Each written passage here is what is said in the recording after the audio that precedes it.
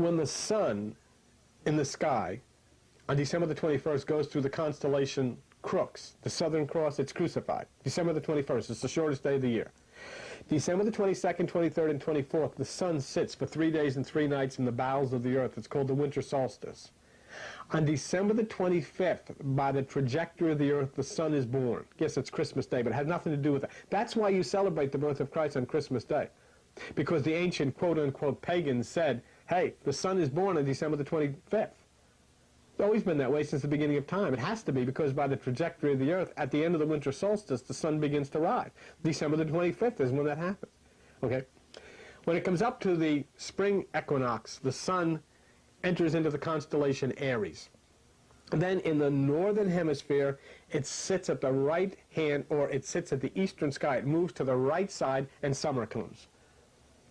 So the sun has to be crucified, take no thought, sit in the tombs of the earth in meditation, then raise itself up into the higher realms, where it then sits at the right hand of power, and summer comes, spring comes. So that's the way.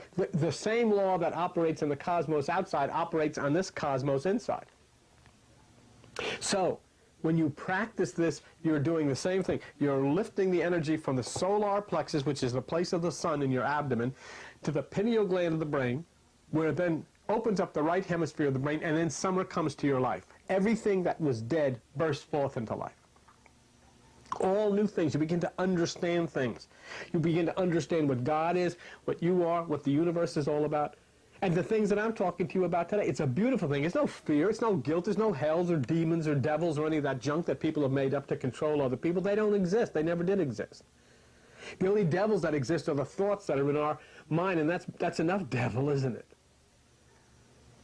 But there then you understand that from divine meditation, you activate the right hemisphere of the brain in the same way that the sun sits in the spring at the right side or at the eastern sky and brings spring and new life to the earth. Here, when the energy sits at the right hemisphere of the brain, it brings light and new life to you and to your family. 90% of your brain is dormant. You only use 10%, which is the left side. And when you activate this in meditation, you start awakening brain cells at the right side. That's why Jesus said, cast your net to the right side. That's why in the book of Kings, 1 Kings chapter 6, verse, I think it was 8, it says, when they built the temple, they put the door to the holy place at the right side of the building, because they're talking about the right hemisphere of the brain. So that's overcoming. That's the wisdom.